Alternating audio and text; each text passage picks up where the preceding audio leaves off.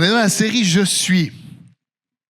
Et je suis aujourd'hui, je suis le cep.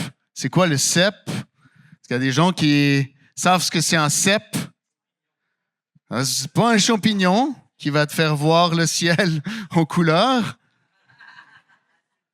Le cep, honnêtement là, surtout dans la Bible qu'on entend parler du cep, le cep, c'est le tronc de la vigne. Okay? C'est la partie tronc de la vigne. Je suis le cep. Ça, c'est ce que Jésus déclare aujourd'hui. Ça va être dans Jean 15. On va y aller, mais pas tout de suite. Donc, ça se retrouve dans une partie de l'évangile de Jean qui est entre 13 et 16 ou 13 et 17 qui se passe dans la chambre haute qu'on pourrait appeler comme le testament de Jésus. C'est comme juste avant de quitter, il y a son concentré. Il y a tous les je suis qu'on a vus et il y a son concentré. Il dit je vais leur partager ça. Vous êtes avec les personnes que vous avez formées toute votre vie, tout votre temps de ministère. Vous êtes avec ceux que vous savez qui vont rester. Vous êtes avec ceux que vous espérez qu'on peut un peu mieux catcher que les autres qui vous êtes. Ben, ce que vous allez dire dans les derniers instants, c'est hyper important. Et c'est vraiment là que se passe Jean 15. Donc, on a eu dans la série des Je suis, on a eu Gary qui nous a parlé de « Je suis le seul chemin, je suis la seule vérité ». Donc, Jésus qui dit « Je suis la seule vérité ». La seule vie, okay? La seule vie qui nous donne de l'abondance. Ensuite, on a parlé, je suis la porte du ciel, la porte du paradis, la porte de la plénitude avec Dieu qui a été fermée et qui par Jésus a été ouverte de nouveau. Donc après que l'humain a choisi de se couper de Dieu, de vivre par lui-même, sorti du paradis, sorti de la présence parfaite de Dieu qui amène la vie, coupé de l'arbre de vie, coupé de la présence pour recevoir cette vie éternelle. Et par Jésus, cette porte a été à nouveau ouverte. Je suis le pain. Comme la manne qui est venue du ciel, ce qui nourrit vraiment vient de Dieu. Et c'est Jésus. Ça, c'était « Je suis le pain ». Je suis la lumière. La lumière expose notre nature humaine. Puis c'est pas toujours évident, mais c'est ça qui nous délivre. Donc, on peut laisser Jésus nous éclairer et nous libérer. Je suis la résurrection et la vie. Toute personne, ça c'était la semaine passée, qui croit en moi et vit en moi, c'est Jésus qui parle, ne mourra jamais. Et puis Jerry avait fini avec la déclaration que dans le monde entier, spécialement dans le monde anglophone, on ne dit pas « il est mort ».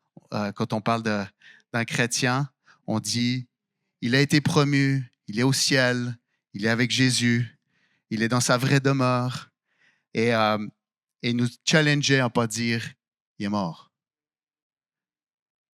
Et la différence entre la mort et la vie, pour ceux qui ont choisi Jésus, ne se situe pas à notre dernier souffle sur terre. Elle se situe entre appartenir à Jésus ou pas appartenir à Jésus. Et on va parler de ça ce matin. On va parler de la vie et de la mort. Même si les termes ne sont pas utilisés, restez accrochés puis dites « OK, si je suis là, c'est la mort. Si je suis là, c'est la vie. » All right? Donc, on est dans Jean 15. On se retrouve après la résurrection de Lazare. On se retrouve après Marie-Madeleine qui vient puis qui lui lave les pieds. On se retrouve après l'entrée triomphale à Jérusalem. Donc, Jésus, il a d'abord été accueilli. Il a ressuscité Lazare. C'était comme le summum au niveau des miracles. Là, il y a toute une équipe qui était là. Wow, c'est lui notre libérateur. Et en même temps, toutes les puissances des ténèbres qui sont aussi à leur maximum. Et donc, il rentre triomphalement à Jérusalem. Et ensuite, ça va se gâter. Donc après, il se retrouve seul avec ses amis. Il monte dans la chambre haute. Il y a le lavement des pieds, le dernier repas. Il leur redit qu'il va s'en aller, mais qu'il y aura le Saint-Esprit qui va venir. Et il dit, vous ferez des plus grandes choses. Et c'est ça, il leur annonce le Saint-Esprit. On se retrouve là. All right? Donc, on est en petite équipe. Jésus, il est avec son core team, il est avec sa garde rapprochée, il est avec avec ceux qui ne met pas de filtre quand il parle. Il est avec ceux qui parlent de cœur à cœur. Donc, on va lire Jean 15, 1 à 17.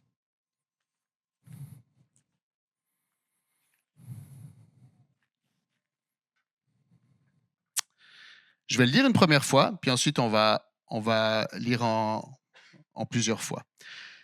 Je suis le vrai plant de vigne, je suis le vrai cep et mon père est le vigneron. Tous les sarments en moi qui ne portent pas de fruits, il les coupe, et tous ceux qui en portent, il les taille afin qu'ils produisent un fruit encore plus abondant. Vous aussi, vous avez déjà été purifiés grâce à l'enseignement que je vous ai donné. Est-ce qu'on a la même version? Presque, alors je vais lire là. Demeurez en moi, et moi je demeurerai en vous. Un sarment ne saurait porter du fruit tout seul, sans demeurer attaché au cep. Il en est de même pour vous. Si vous ne demeurez pas en moi, vous ne portez aucun fruit. Je suis le cep de la vigne, vous, vous êtes les sarments. Celui qui demeure en moi et en qui je demeure portera du fruit en abondance, car sans moi, vous ne pouvez rien faire. Si quelqu'un ne demeure pas en moi, on le jette hors du vignoble, comme les sarments coupés. Ils se dessèchent, puis on les ramasse. On y met le feu et ils brûlent. Mais si vous demeurez en moi et que mes paroles demeurent en vous, et vous demandez ce que vous et en vous, demandez ce que vous voudrez, vous l'obtiendrez. Si vous produisez du fruit en abondance et que vous prouvez ainsi que vous êtes vraiment mes disciples, mon Père sera glorifié aux yeux de tous. Comme le Père m'a toujours aimé, moi aussi je vous ai aimé. Maintenant, maintenez-vous donc dans mon amour. Si vous obéissez à mes commandements, vous demeurerez dans mon amour, tout comme moi-même j'ai obéi aux commandements de mon Père et je demeure dans son amour. Tout cela, je vous le dis, pour que la joie qui est la mienne vous remplisse vous aussi et qu'ainsi votre joie soit complète. Voici quel est mon commandement. Aimez-vous les uns les autres comme moi-même je vous ai aimé. Il n'y a pas de plus grand amour que de donner sa vie pour ses amis. Vous êtes mes amis si vous faites ce que je vous commande. Je vous appelle plus serviteur parce qu'un serviteur n'est pas mis au courant des affaires de son maître. Je vous appelle mes amis parce que je vous ai fait part de tout ce que j'ai appris de mon Père. Ce n'est pas vous qui m'avez choisi, non, c'est moi qui vous ai choisi. Je vous ai donné mission d'aller, de porter du fruit qui soit durable. Alors le Père vous accordera tout ce que vous lui demanderez en mon nom. Voici donc ce que je vous commande. Aimez-vous les uns les autres.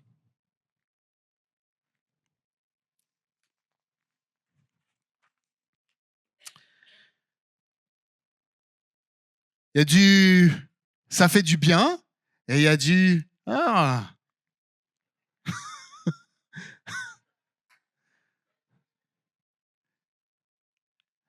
C'est souvent ça dans les bouts qui sont les bouts cruciaux de la parole. Ce texte-là, sur le cep et les sarments, c'est crucial. Et beaucoup, même après des années d'être chrétien, on ne vit pas ça. Et je suis sûr qu'il y en a d'entre vous, alors que je dis ça, qui se disent « Oui, c'est vrai, je ne respecte pas les commandements. Oui, c'est vrai, je n'obéis pas. » Ce n'est pas de ça que je parle. Il y a autre chose qu'on ne vit pas. Il y a autre chose qu'on ne vit pas. Puis on va le voir. Ça ne veut pas dire que vous ne le vivez pas, mais il y a quelque chose que des fois, je croise des chrétiens qui sont chrétiens depuis des années, mais qui ne vivent pas ça et qui sont coupés de la vie.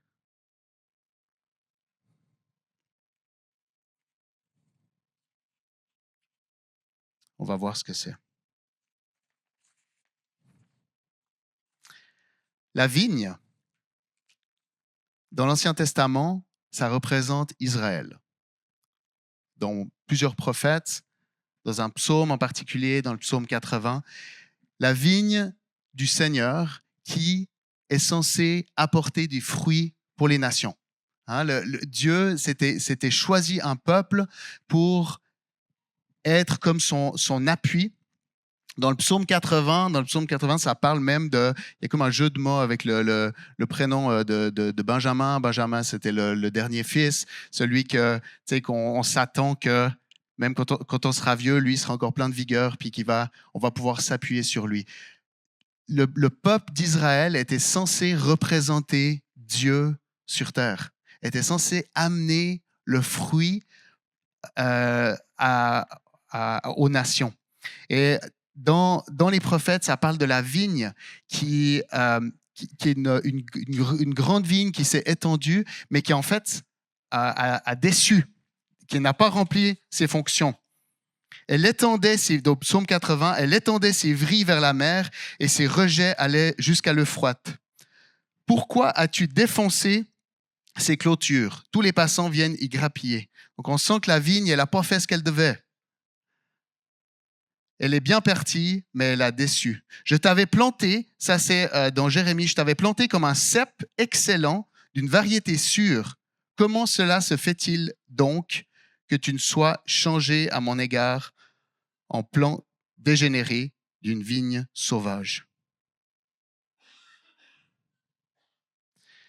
Viens protéger, ça c'est le psalmiste qui reprend, viens protéger ce cep que tu as toi-même planté, ce rejeton que tu as fait grandir pour toi. Protège l'homme qui se tient à ta droite, cet homme pour ton service, que pour ton service tu as fortifié.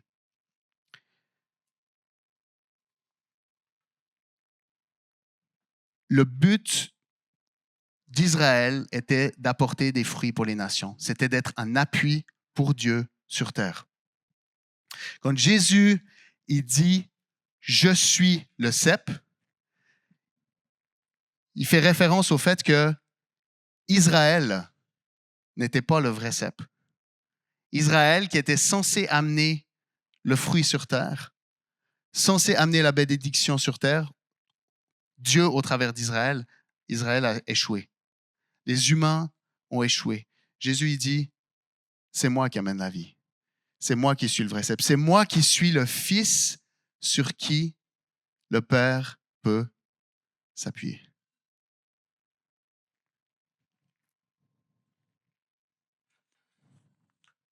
Puis on sait que c'est aussi après le dernier souper. Donc, il y a aussi eu question de vin. On en parle moins dans Jean, mais dans Matthieu, dans Marc. Fait que là, on est dans le thème aussi. Donc, on va rester aussi attentif à ça. Donc, si on reprend, Jésus, il dit, je suis le vrai cep. OK? C'est Israël qui était censé être le cep. On sait que plusieurs ont bataillé, et puis même sa garde rapprochée a bataillé avec le fait de dire, mais nous, on est correct parce qu'on est des descendants de Moïse. On est des descendants d'Abraham. On est des descendants du peuple d'Israël. C'est ça qui fait que on est correct. C'est ça qui fait qu'on est choisi. C'est ça qui fait qu'on a la vie. C'est ça qui fait qu'on est choisi pour l'éternité. C'est ça qui fait parce que notre père, c'est Abraham. Parce que notre père, c'est Moïse. C'est là qu'est notre lignée. C'est là qu'on reçoit ce qu'on a besoin. Et Jésus, il s'adresse à eux puis il dit, le vrai cep, celui qui amène la vie, c'est moi. Celui sur qui le Père peut s'appuyer, c'est moi. On connaît, il y a des pierres dans la gang. Hein? Chaque fois qu'il pouvait, il entendait parler son maître, puis chaque fois qu'il pouvait, il disait « Ok, j'ai compris ce que je dois faire. C'est bon, plus besoin de toi, Jésus, je vais le faire tout seul. OK? Je suis capable, moi-même. » La vigne qui n'est pas Jésus n'est pas capable. Je suis le vrai plant de vigne et mon Père est le vigneron. Au verset 4, il y a un verset, si tu prends le verset 4, il y a un mot qui revient 2 fois. Et d'ailleurs, ce mot, il revient. Ce mot, il revient 11 fois dans les 11 premiers versets. La vigne, le cep, on en parle 2 fois, mais il y a un autre mot. On dit, OK, super, Jésus, c'est le cep. Et nous alors? Demeurer. Hey, merci, vous-même, demeurer. Demeurer. Demeurer, c'est le verbe meno. Hein? Ça veut dire rester, prendre son temps, mais ça veut aussi dire persévérer. Et il y a un aspect de permanent. Et puis, juste quelque chose qui m'a parlé, le temps qui est utilisé pour le premier demeurer. Ça vient pas de moi, hein, je l'ai lu, mais ça m'a rappelé des cours de grec il y a très, très, très, très, très longtemps. Il y a un temps qui s'appelle l'aoriste qui parle de... C'est pas lié à un temps, c'est quelque chose qui s'adresse à tous les temps, si on veut. Hein, quand il dit demeurer, c'est pas juste vous, les disciples, mais c'est le fait de demeurer. Demeurer, c'est important pour ceux d'avant, pour vous, les disciples, pour nous maintenant. Donc, c'est volontaire qu'il y a un ton qui est utilisé pour dire l'important, c'est de demeurer en tout temps. All right? C'est juste un petit cours de... En tout cas, pour moi, j'ai eu besoin de me remettre dedans parce que j'étais comme, l'aoriste, ça veut rien dire. Vous chercherez sur Google aoriste. OK? C'est pas une secte, c'est juste un temps en grec. Vous irez chercher qu'est-ce que ça dit. Mais c'est intéressant parce que ça a été choisi, il y avait le choix, puis ça a été choisi d'être dit à ce moment-là. Donc, demeurez en moi et moi je demeurerai en vous. Un sarment ne saurait porter du fruit tout seul sans demeurer attaché au cep. Il en est de même pour vous. Si vous ne demeurez pas en moi, vous portez aucun fruit.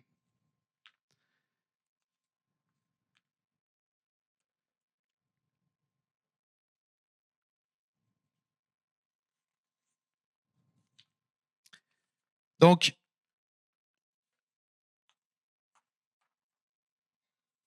le verset 4.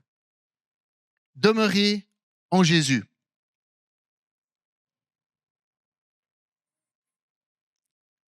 Demeurez en Jésus pour porter du fruit. Sans demeurer en Dieu, on ne porte pas de fruit. Donc, si on veut le cœur de ce passage, ça serait quoi?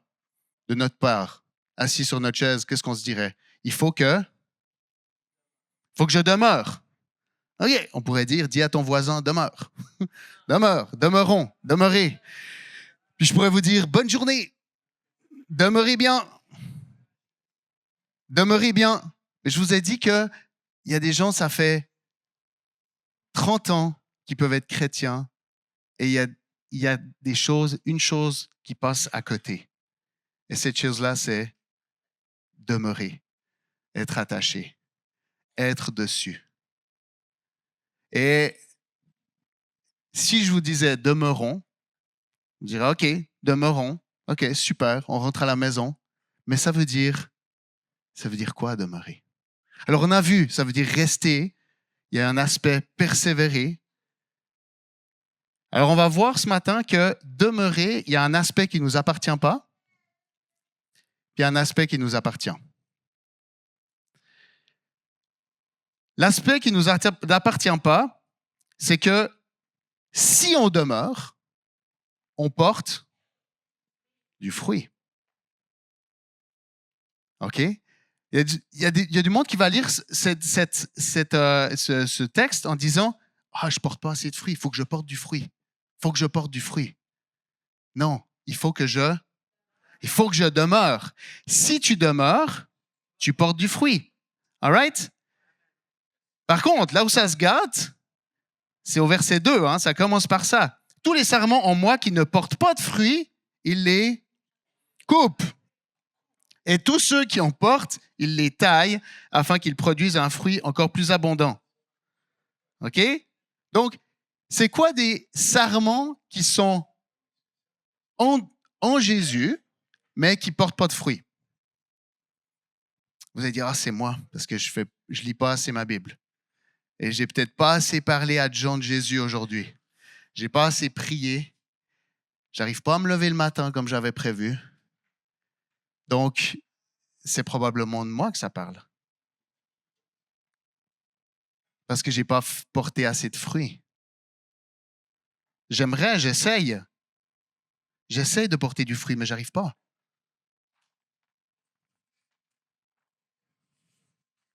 Je suis sûr qu'il y en a certains qui se disent, c'est ça, être en Jésus.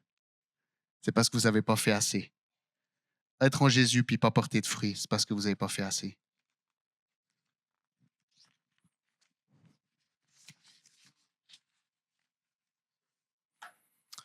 Dans la Bible, porter du fruit, dans le Nouveau Testament, c'est en partie, ça veut dire obéir. Porter du fruit, c'est obéir. Mais c'est aussi une manifestation extérieure d'un changement intérieur. OK? Euh, donc, quand ça parle de porter du fruit, c'est pas nécessairement porter du fruit d'avoir parlé à tant de personnes, d'avoir eu du succès dans ça. Nous, on est très rapide dans notre mentalité occidentale de dire porter du fruit, c'est les succès. OK? C'est ce qui se voit. Tu sais, c'est comme, oh, il y a un sarment avec beaucoup de fruits. Check mes fruits. OK? Genre, j'ai fait de la muscu, check mes fruits. All right? Fait que, ou bien alors, dire, ouais, mais je suis pas trop sûr avec cette personne, je suis pas trop sûr. Oh, oui, mais check ses fruits. T'as vu toutes les personnes qui le suivent? C'est pas des fruits, ça. OK? Ça, c'est pas des fruits. Il y a des succès. Il y a quelqu'un qui a dit, David Wilkerson, qui a dit, quand Dieu te demande de faire quelque chose, ouais, sûrement qu'il a dit fais-le, mais quand Dieu te demande de faire quelque chose, c'est pas exactement les mots, il dit, ça veut pas nécessairement dire que ce qu'il te demande, tu vas le réussir. Il dit, ce qui t'appartient, c'est de lui obéir. Le résultat lui appartient.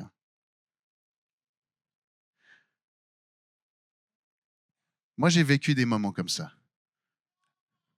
où Dieu était simplement en train de m'apprendre quelque chose. Et que le fruit, il s'est passé là, et il s'est pas passé à l'extérieur. C'est pas pour vous dire que Dieu, il nous trick, il nous dit, va faire ça, puis qu'il se dit, je vais le regarder se planter. Mais c'est pas, quand Dieu nous demande de faire quelque chose, c'est pas notre responsabilité que ça se passe. OK? Notre responsabilité, elle est d'obéir. Donc, un des fruits, c'est obéir. L'autre fruit, c'est quand il y a des choses qui se sont passées à l'intérieur de nous puis qui se reflètent à l'extérieur. Ça, c'est les fruits. Donc, ça, c'est ce qui parle des fruits du Nouveau Testament.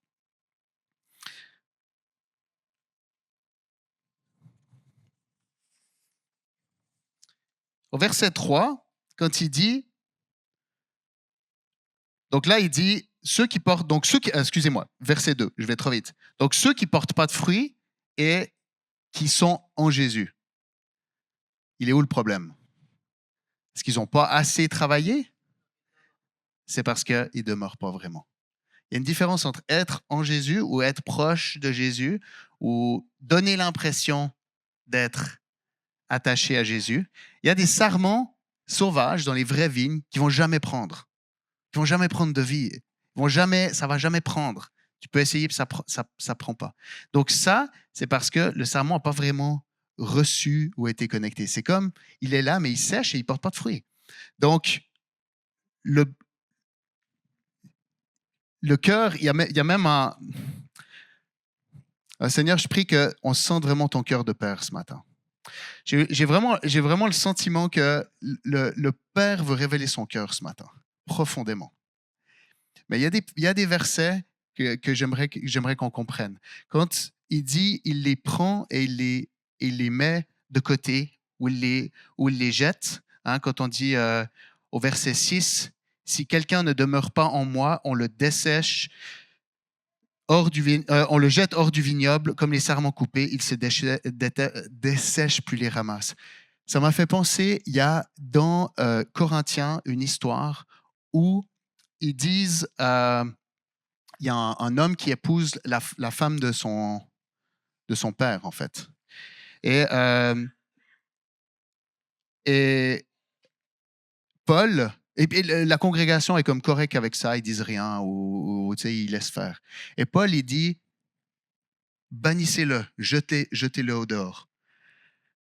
Parce que c'est quelque chose qui ne se faisait pas, d'épouser la femme, hein, on est d'accord. C'était quelque chose qui était hyper malsain et l'Église avait laissé faire. Et là, Paul, il dit, euh, faites-le partir. Je dis, ouais, mais est-ce que c'est pas ça, Dieu? C'est pas ça, Dieu qui nous aime profondément. C'est pas de jeter quelqu'un. Mais là, il y a la fin de ce passage qui parle vraiment de l'amour du Père. Et c'est Paul qui dit, faites-le afin qu'il puisse revenir. Faites-le dans le but qu'il puisse revenir. Un sarment qui croit, qui fait semblant d'être accroché au cep, c'est pire qu'un sarment qui est loin. Un sarment qui est loin, là, il a l'occasion de revenir et d'être de nouveau connecté correctement, greffé correctement au cep. Un sarment qui pense que parce qu'il vient le dimanche matin, parce qu'il fréquente, parce qu'il est correct, parce qu'il sourit, parce qu'il dit les bonnes affaires en public, il pense qu'il est correct. Ou, comme les Juifs à l'époque, je suis le fils de Moïse, on est les descendants de Moïse, on est les descendants d'Abraham, on est correct. Celui-là, il n'a pas la vie et il est en danger. Et le cœur du Père, des fois, c'est pour ça qu'il y a des versets comme on l'arrache, on le jette, on le met loin. C'est parce que son cœur, c'est de nous choquer. Le cœur, c'est de nous choquer et de dire, mais ce que moi j'ai à te proposer, c'est la vie, c'est d'être connecté pour vrai. Et on va voir ce matin ce que ça veut dire de demeurer. Qu'est-ce que ça veut dire de demeurer pour vrai? Parce que c'est là que ça se joue. 11 fois le mot demeurer en 11 versets. Hein? 11 fois 11, 121. Ça veut rien dire. Mais c'est juste, c'est le cœur du message. Demeurer. Donc, ceux qui ne demeurent pas, on le jette. Parce qu'il les croit qu'ils demeurent, mais ils ne demeurent pas. Et ça ne veut pas dire que le cœur du Père, c'est de le tuer. Mais... Donc,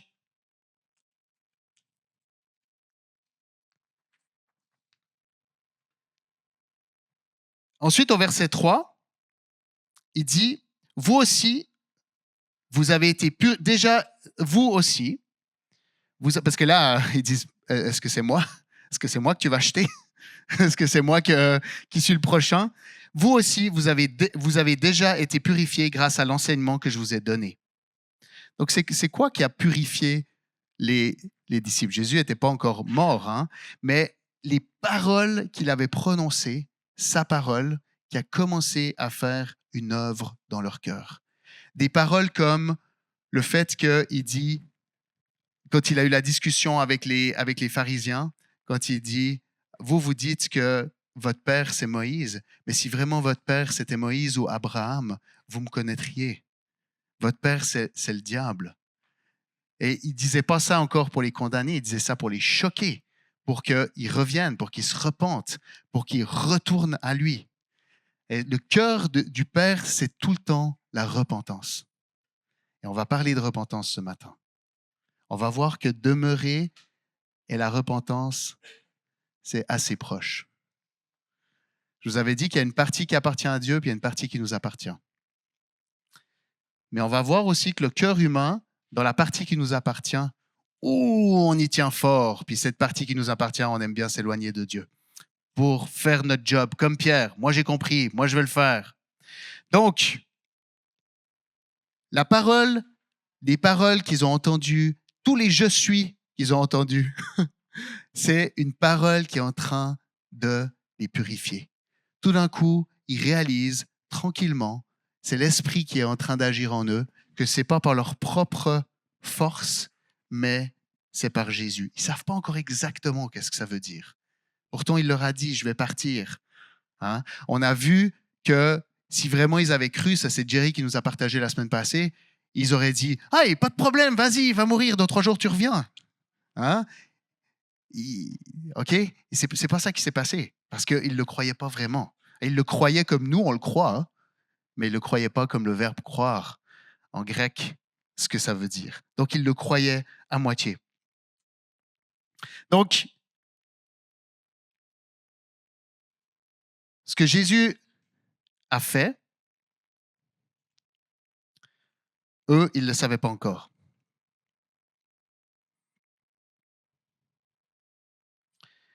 Donc, dans les versets 5 à 8, il remet une couche. Hein. Si vous ne demeurez pas en moi, celui qui ne demeure pas en moi, on le met de côté. Puis il continue. Mais si vous demeurez en moi et que mes paroles demeurent en vous, demandez ce que vous voudrez et vous l'obtiendrez. Alors là, on est déjà dans quelque chose, on est plus dans quelque chose qui nous plaît. Ah oui, c'est le fun. Je peux demander ce que je veux. Qui sait qu'il y a un barbecue en ce moment devant les yeux dans sa tête? Nouvelle voiture, une guérison, un conjoint,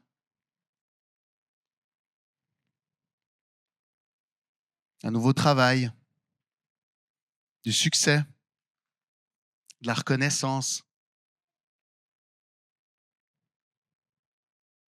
d'être félicité, d'être aimé. C'est ça les désirs de nos cœurs. Quand on dit demandez ce que vous voudrez, c'est souvent à ça qu'on pense. Toutes les choses qu'on a besoin. On se dit, OK, c'est correct. Mais ce n'est pas de ça que Jésus parle. Quand il parle de demander ce que vous voudrez, ce n'est pas de ça qu'il parle. Quand il parle de demander ce que vous voudrez, c'est dans la partie pour les autres. Demandez ce que vous voudrez, c'est dans la partie la vigne qui donne les fruits pour les nations.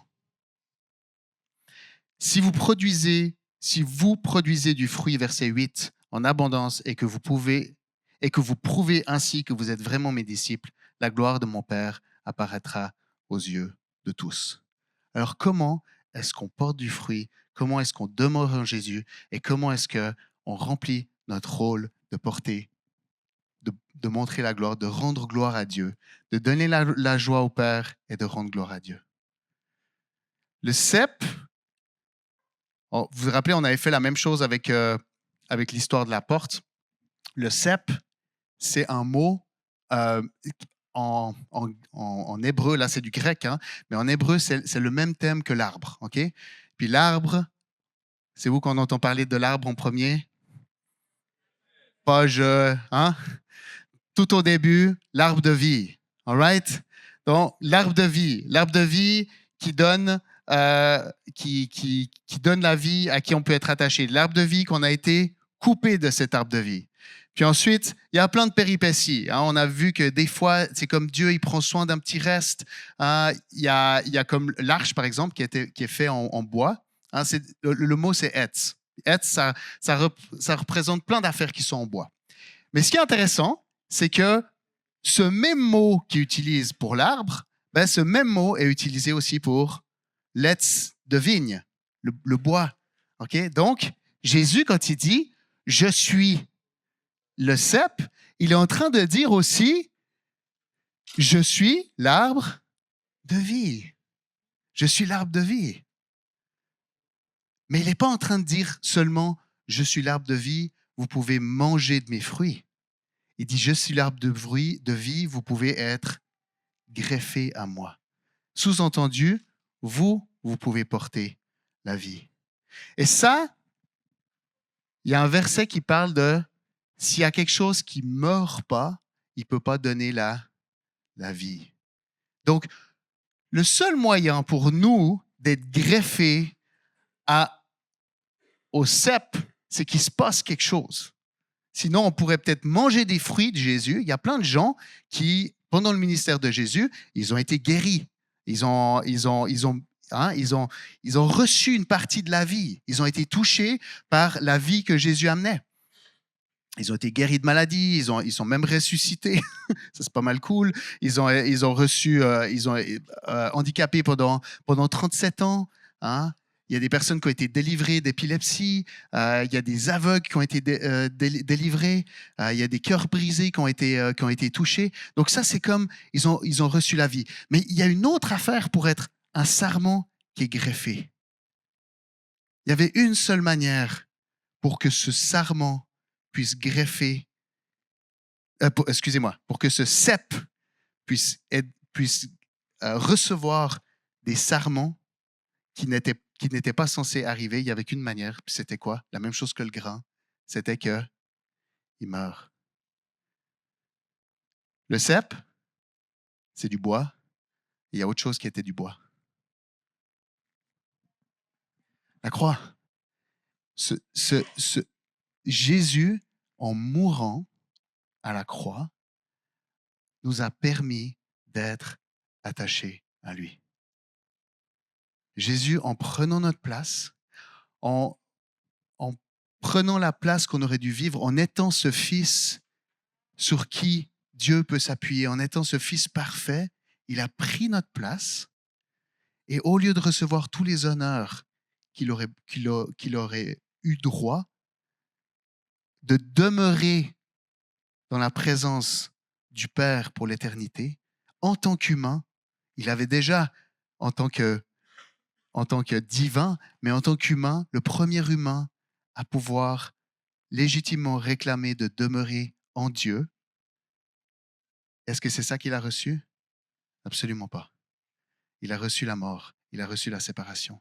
Et en prenant notre place, en recevant ce que nous on méritait, en recevant le fait d'être jeté, il a été jeté, il a été mis de côté, il a pu nous donner la sienne. Et c'est pour ça uniquement qu'on peut demeurer. C'est parce que le cep est devenu la croix et que la croix, à la croix, Jésus, il nous a greffé à lui. Si on reconnaît que lui, il a pris notre place, on peut être greffé à lui. Uniquement comme ça qu'on peut être greffé à lui, en reconnaissant que Jésus a pris notre place. Et donc, ça, c'est comment on se greffe à Jésus. Et Jésus est ressuscité. Jésus est à nouveau vivant et il donne la vie. Non seulement il a pris notre place, mais il continue à donner la vie. Et il donne la vie pas juste lui-même directement, mais au travers de tous les sarments. Hein? Le raisin, vous n'allez pas le trouver attaché au cep, vous allez le trouver attaché au sarment. Donc, ça nous revient à comment on est greffé. Maintenant, comment est-ce qu'on demeure en Jésus? Comment est-ce que quand ça fait 30 ans qu'on est chrétien, on demeure en Jésus? J'aimerais vous dire que si vous avez jamais pu vivre ça, d'être greffé, il n'y a pas de meilleur moment qu'aujourd'hui. Parce que l'appel de Jésus, il est hors du temps. Il est pour nous maintenant. Jésus, il nous appelle, il dit, parce que moi j'ai pris ta place, toi tu peux prendre la mienne, puis tu peux être greffé à moi. Tu peux être considéré comme le fils, la fille. Tu peux être greffé, tu peux recevoir la vie à nouveau. Pas à cause de qui tu es, pas à cause de tout ce que tu sais faire, mais à cause de ce que moi je suis, de ce que j'ai fait et de qui est mon Père. Alors ça, c'est comme ça qu'on est greffé. Ça, c'est ce qu'on appelle la bonne nouvelle. La bonne nouvelle, c'est qu'on peut appartenir à Jésus alors qu'on ne l'a pas mérité. Si tu crois. Maintenant, comment est-ce qu'on reste? De la même manière. Et c'est là souvent qu'on se trompe en tant que chrétien. On reconnaît que Jésus a pris notre place. On reconnaît qu'il est mort pour nous. Il y a quelque chose qui se passe dans nos cœurs. On fait une prière. Puis après, on dit, OK, maintenant, il faut que je vive comme un chrétien. Maintenant, il faut que je montre que je suis un chrétien. Maintenant, il faut que je porte du fruit. Mais c'est pas comme ça qu'on demeure en Jésus. On demeure en Jésus de la même manière qu'on a été greffé en Jésus. On demeure en Jésus en demeurant sur la croix. En demeurant sur la croix. Je suis pas en train de faire quelque chose de macabre. C'est pas ça l'idée. C'est pas de penser tout le temps aux souffrances de Jésus, mais c'est de réaliser que on peut pas demeurer en Jésus par nous-mêmes. On peut demeurer en Jésus. On peut être chrétien. On peut porter du fruit uniquement à cause de lui. Uniquement à cause de ce que lui, il a vécu. Uniquement parce que le Père, il est qui il est. S'il dit qu'il est qui il est et que c'est vrai qu'il nous aime, qu'il est tout-puissant, c'est uniquement à cause de ça, car Dieu a tant aimé l'univers. Parce que lui, il a aimé, il a donné son Fils. Parce que lui, il a aimé. Pas parce que nous, on a été super, parce que lui, il a aimé. Pas parce que nous, on a prié, parce que lui, il a aimé, qu'il a donné son Fils. Dans le texte de Jean 15, je t'ai choisi. C'est le Père qui nous a choisis. Et parce qu'il nous a choisis, il a donné son Fils. Et parce que son Fils a pris notre place, il a pu nous donner la sienne. Et parce que nous, on a pu avoir la place de Jésus, on peut porter du fruit. À cause de qui Dieu est. Il a envoyé son Fils. À cause de ce que Jésus a fait, on devient qui on est. Et à cause de ça seulement, on porte du fruit. Et quand on vit notre vie en se rappelant d'où on vient, qui on est, c'est là qu'on porte du fruit. Quand on se dit maintenant je suis chrétien, il faut que tu te coupes de la vie. Ça ne veut pas dire que de temps en temps de foutre des petites baffes parmi puis de se dire non, je ne devrais pas faire ça. C'est pas de ça que je parle, on se comprend. Mais c'est de dire j'arrive pas.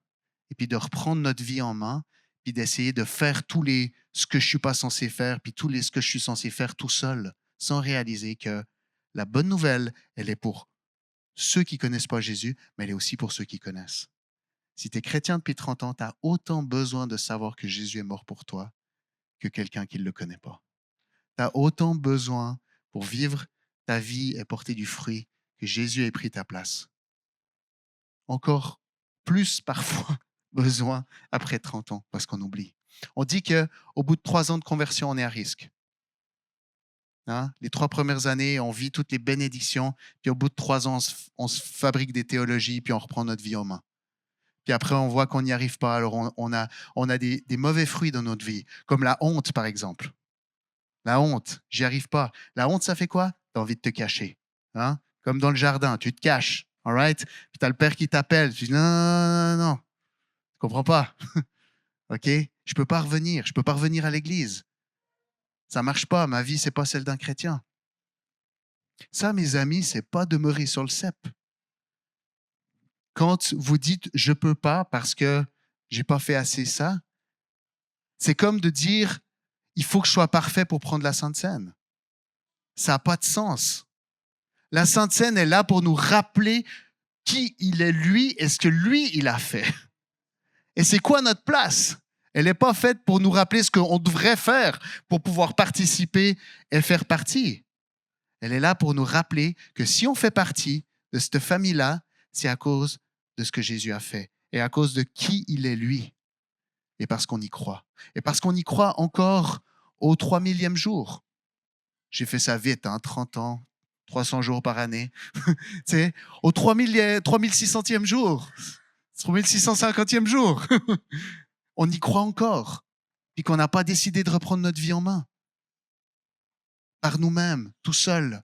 Puis de penser que porter du fruit, c'est par nous-mêmes. Là, on en a encore besoin. Pratiquement, je vous ai dit qu'on parlait de repentance. Je veux juste encore vous parler de ça parce qu'après, je me réjouis de conclure avec toute la beauté du plan magnifique que le Père a. La repentance. Ah oui, c'est de se fouetter puis de demander pardon. Non, la repentance, c'est pas ça. La repentance, c'est de réaliser de la même manière que ce qui s'est passé dans le jardin. Comment est-ce qu'ils ont été coupés du fruit la première fois, de l'arbre de vie? Par quelqu'un qui est venu leur mentir, par un mensonge. Le père du mensonge qui a dit, est-ce que vraiment Dieu, tu peux lui faire confiance? est-ce que vraiment Dieu, il l'a dit dans d'autres mots? Puis ils ont douté. Puis ils se sont dit, ben non, on a meilleur temps d'être nous-mêmes, on veut se mettre au-dessus. Ils ont cru un mensonge. De la même manière, quand on se repent, on réalise qu'on croit un mensonge. Je vis de la honte, je vis de la crainte. Vous vous rappelez toutes ces prières que, quand je vous ai dit, demandez ce que vous voudrez, hein, toutes ces prières qu'on aimerait faire.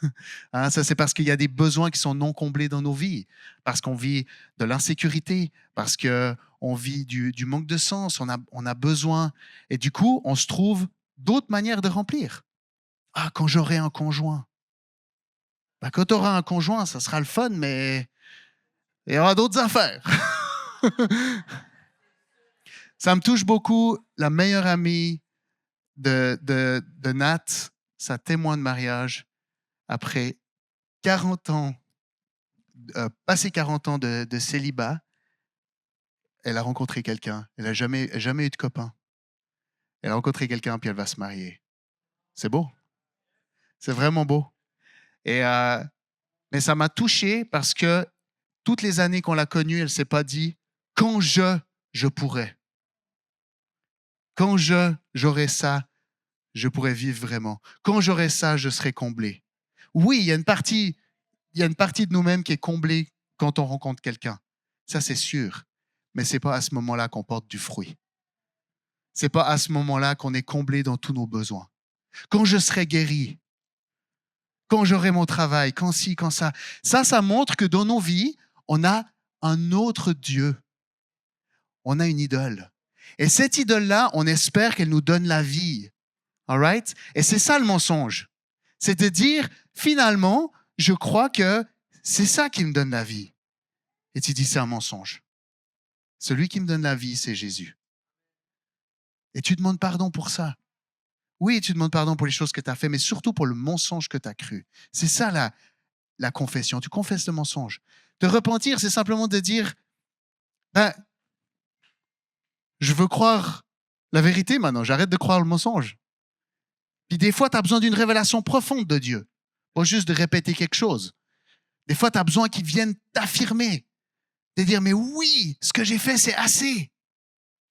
Tu n'as pas besoin, hein, quand je t'offre une voiture à 1 million, de dire, non, non, non, non, je veux la payer, puis tu donnes 5 piastres. Ça n'a pas de sens. Quand tu réalises, mais des fois, on a besoin.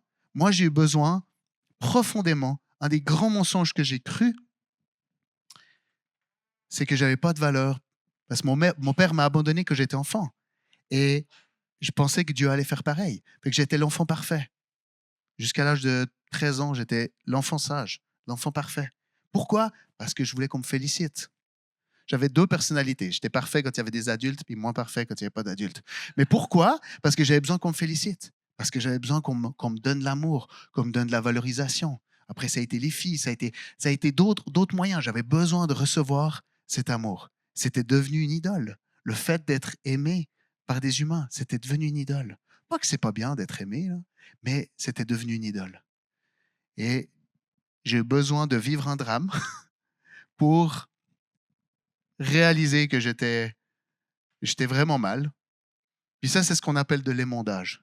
Il y a des drames qu'on vit des fois, puis on dit, aïe, c'est terrible. Mais on se retrouve dans une place où tout d'un coup, tu dis, oh, mais j'étais pas complètement greffé, là. Ou là, il y a besoin d'enlever des affaires. Ou dans mon cas, c'était quelque chose de gros.